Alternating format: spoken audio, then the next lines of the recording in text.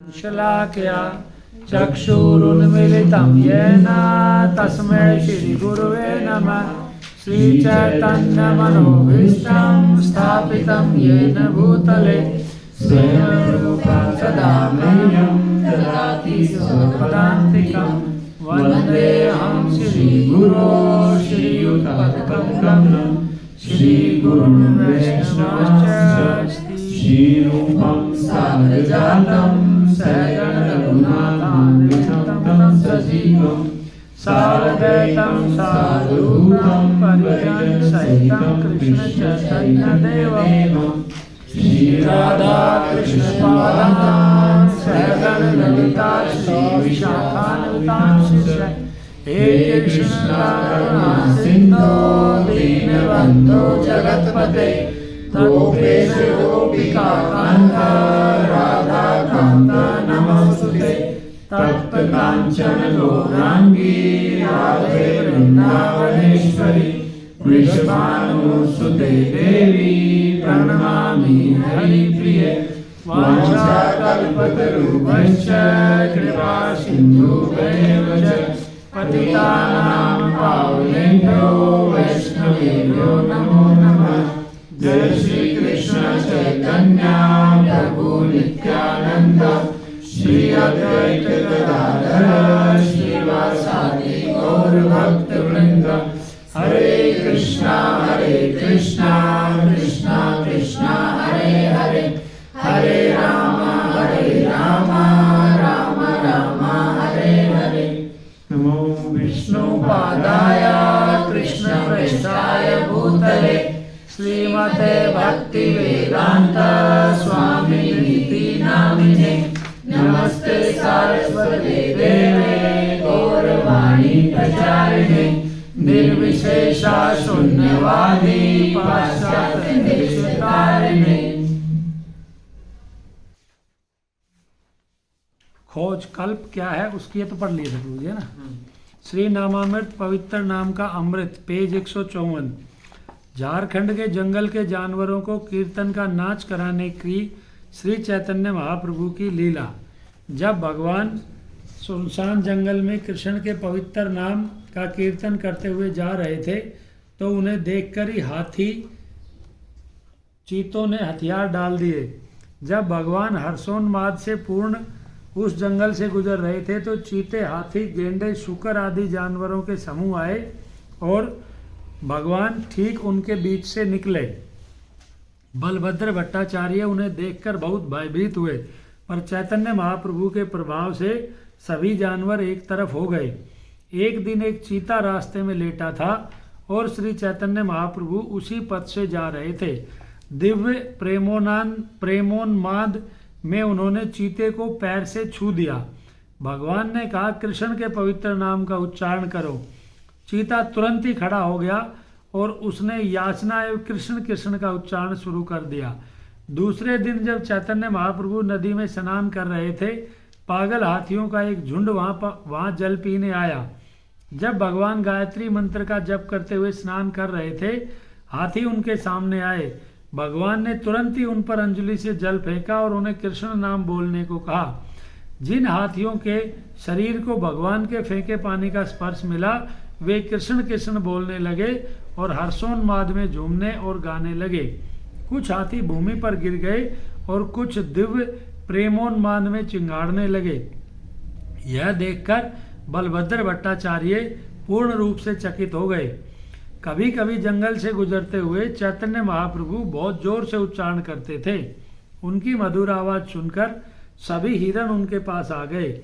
भगवान की मधुर ध्वनि का कंपन सुनकर वे उनके दाएं और बाएं चलने लगे। बहुत ही प्यार और उत्सुकता से एक श्लोक बोलते हुए भगवान ने उन्हें थपथपाया। ये मूर्ख हिरण धन्य हैं क्योंकि इन्होंने नंद महाराज के पुत्र, जो कि बहुत ही विशेष परिधान में है और बांसुरी बजा रहे हैं, का सहारा लिया है।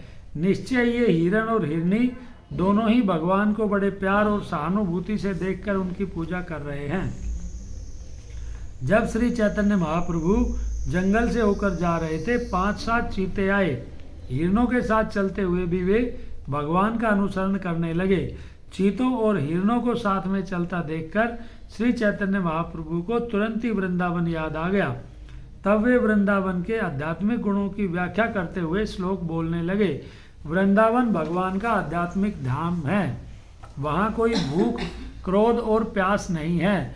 वहाँ प्राकृतिक रूप से एक दूसरे के शत्रु, हिंसक जानवर और मनुष्य साथ में एक आध्यात्मिक मित्रता में रहते हैं। जब श्री चैतन्य महाप्रभु ने कहा, बोलो कृष्ण कृष्ण, हिरण और चीते साथ में कृष्ण का जाप करते हुए नाचने लगे। जब सभी चीते और हिरण नाचने और कूदने लगे, उन्हें देखकर बलभद्र भट्टाचार्य आश्चर्यचकित हो गए। वास्तव में सभी हिरण और चीते एक दूसरे को आलिंगन करने लगे और एक दूसरे को चूमने लगे। जब श्री चैतन्य महाप्रभु ने यह सब देखा तो वे मुस्कुराने लगे। उन्होंने जानवरों को वहीं छोड़ दिया और आगे बढ़ गए। बहुत से पक्षी जैसे मोर आदि ने जब श्री चैतन्य महाप्रभु को देखा तो वे भी उनका अनुसरण करने लगे और नाचने लगे। वे सभी कृष्ण के पवित्र नाम में पागल थे।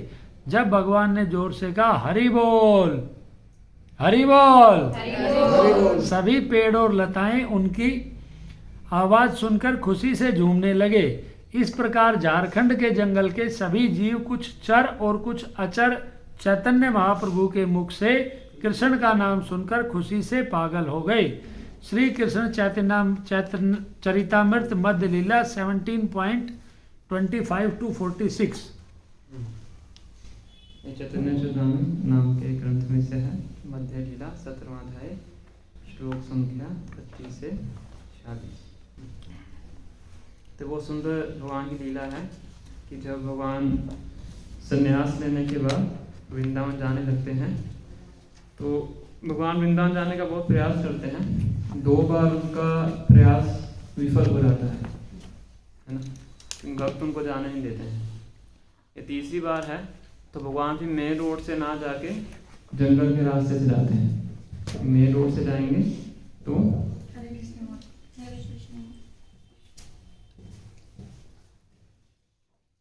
थोड़ा सा आगे हो जाएंगे, इधर पैसेज बचा रहे हैं आप इधर।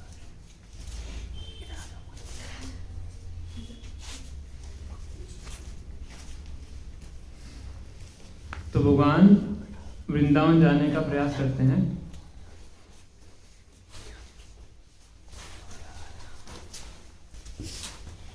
तो भगवान फिर मेन रोड से ना जाके जंगल के रास्ते, कोई बात नहीं, भगवान मेन रोड से ना जाके जंगल के रास्ते से जाते हैं।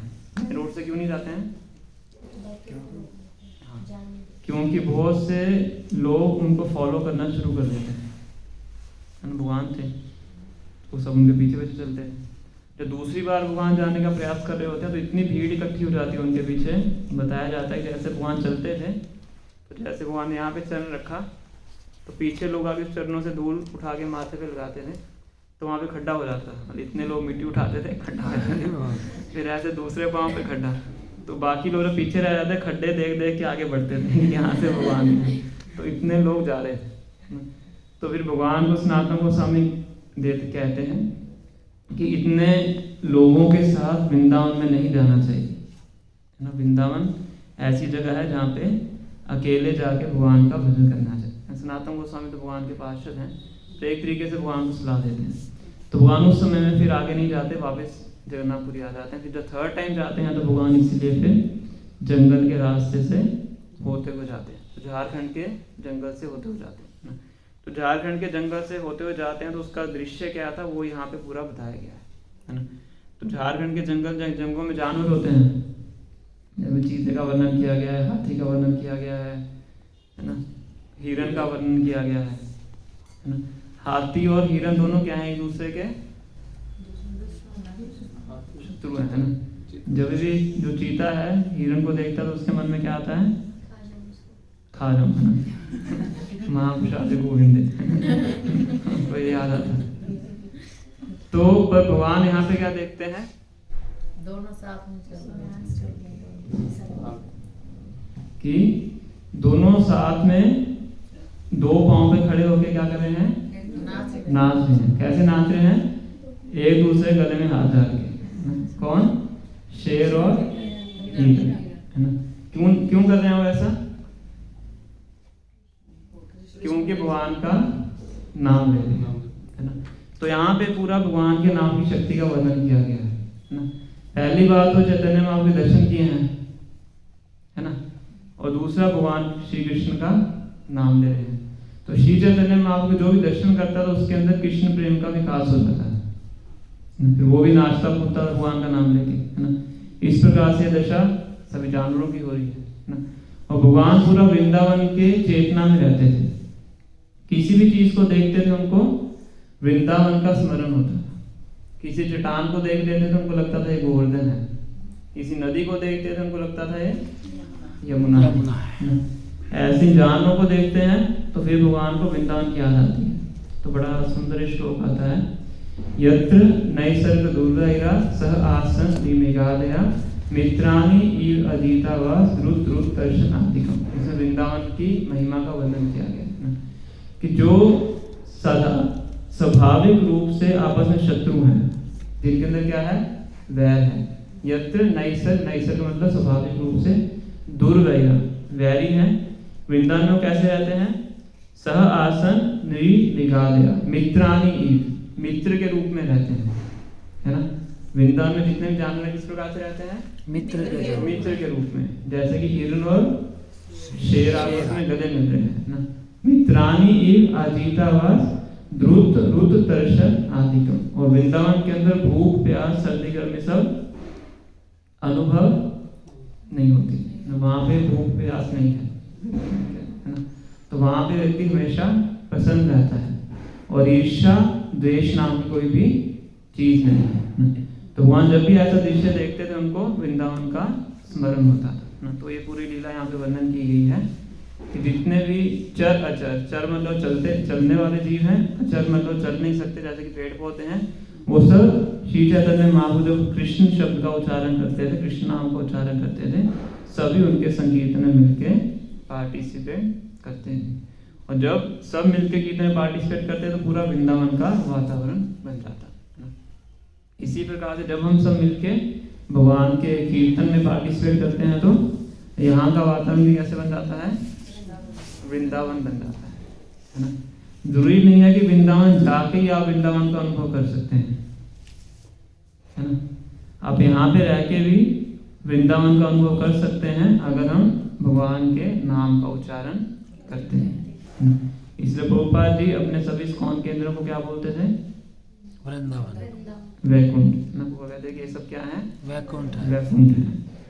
तो जो कार्य वैकुंठ में किए जाते हैं, वृंदावन में किए जाते हैं, वही सारे कार्य हमारे इस्कॉन के मंदिरों में, केंद्रों में किए जाते हैं। 24 आवर्स भगवान की सेवा की जाती है। पर अगर हम वृंदावन में जाते हैं और वहां भी जाके इंद्रिय तृप्ति करते हैं तो वृंदावन में रह के भी हम वृंदावन में नहीं है। केवल टिकट लेके जाने से कोई वृंदावन नहीं पहुंचता है ना। वृंदावन हम जाते हैं भगवान की सेवा के भाव से। अगर वो भाव हमारा यहाँ पे है तो ये भी क्या है, वृंदावन। इसलिए प्रभुपाद ज्यादा प्रोत्साहित नहीं करते थे भक्तों को कि बार बार वृंदावन जाओ, कहते साल में एक बार आओ और अपने आप को चार्ज करके दोबारा फिर जाके प्रचार करो। तो यहाँ पे बताया गया है भगवान के नाम की महिमा का यहाँ पे वर्णन किया गया है। नेक्स्ट पढ़िए। श्री चैतन्य महाप्रभु का भक्ति संप्रदाय किसी स्थान पर बैठे रहने के लिए की नहीं, अपितु विश्व भर में उसका प्रचार करने की शिक्षा देता है। महाप्रभु ने सनातन गोस्वामी तथा रूप गोस्वामी को वृंदावन इसलिए भेज दिया था कि वे वहां जाकर खुदाई कराएं और पवित्र स्थलों का पुनर्निर्माण कराकर वहां से भक्ति संप्रदाय की स्थापना करें। इसलिए सनातन गोस्वामी तथा रूप गोस्वामी को वृंदावन उनके निवास स्थान के रूप में दे दिया गया था। इसी तरह श्री चैतन्य महाप्रभु के भक्ति संप्रदाय की परंपरा में हर व्यक्ति को अपने गुरु के वचनों को मानकर कृष्ण भावनामृत आंदोलन का प्रचार करना चाहिए। उन्हें हर स्थान में विश्व के समस्त भागों में जाना चाहिए और उन स्थानों पर प्रभुदत्त देव गुरु और भगवान द्वारा दिया गया निवास स्थान स्वीकार करना चाहिए। गुरु तो भगवान कृष्ण का प्रतिनिधि होता है। एकत्व जो व्यक्ति गुरु के आदेशों को पूरा करता है वह कृष्ण या श्री चैतन्य महाप्रभु के आदेशों को पूरा करता माना जाता है। श्री चैतन्य महाप्रभु भक्ति संप्रदाय को विश्व भर में प्रसारित करना चाहते थे। एकत्व कृष्ण भावनामृत परंपरा के भक्तों को विश्व के विभिन्न भागों में जाना चाहिए और गुरु के आदेशानुसार प्रचार करना चाहिए। इससे श्री चैतन्य महाप्रभु तुष्ट होंगे। प्रचार की महिमा का वर्णन करने के लिए बताया गया है।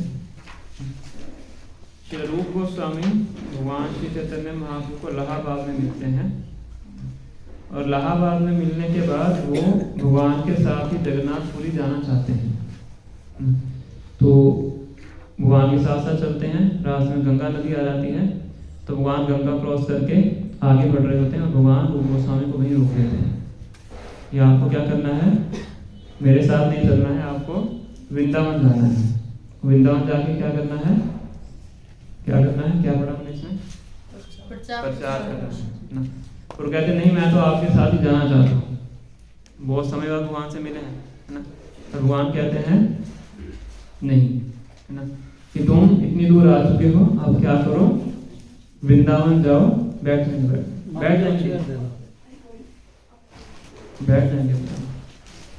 समझ रहे हैं?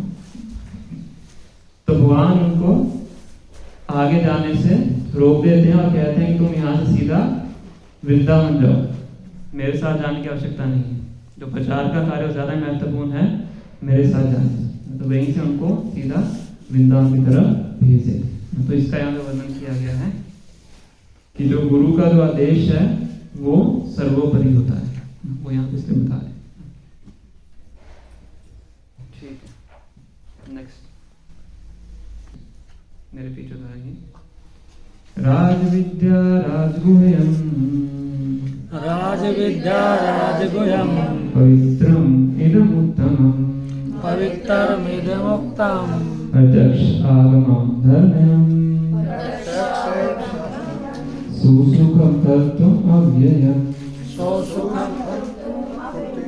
राजविद्या राजगुह्यम, राजविद्या राजगुह्यम, पवित्रम इदमुत्तमम्, पवित्रमिदमुक्तम्, प्रत्यक्ष आगमं धर्म्यम्, प्रत्यक्षागमम्, सुसुखं कर्तुम् अव्ययम्। सुसुखं कर्तुम्यम्। राजविद्या राजगुह्यम, राजविद्या राजगुह्यम, पवित्रम इदमुत्तमम्, पवित्रमिदमुक्तम्, प्रत्यक्ष आगमं धर्म्यम्, प्रत्यक्षागमम्, सुसुखं कर्तुम् अव्ययम्। सुसुखं कर्तुम्। कोई विचार करना चाहिए। राजविद्या राजगुह्यम, राजविद्या राजगुह्यम, पवित्रम इदमम् उत्तमम्, पवित्रमिदमुक्तम्, प्रत्यक्ष आगमं धर्म्यम्, प्रत्यक्ष